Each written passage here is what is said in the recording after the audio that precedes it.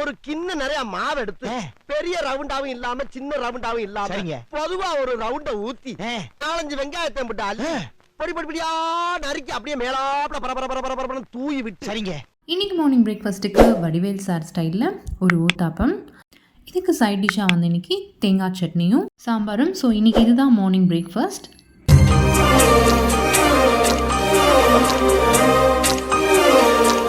இன்றைக்கி வந்து ரொம்பவே சிம்பிளான லஞ்ச் பாக்ஸ் தான். இது வந்து சேனக்கிழங்கு வறுவல். ஸோ வந்து தயிர் சாதம் தான் ப்ரிப்பேர் பண்ணி கொடுக்கலான்னு இருக்கேன்.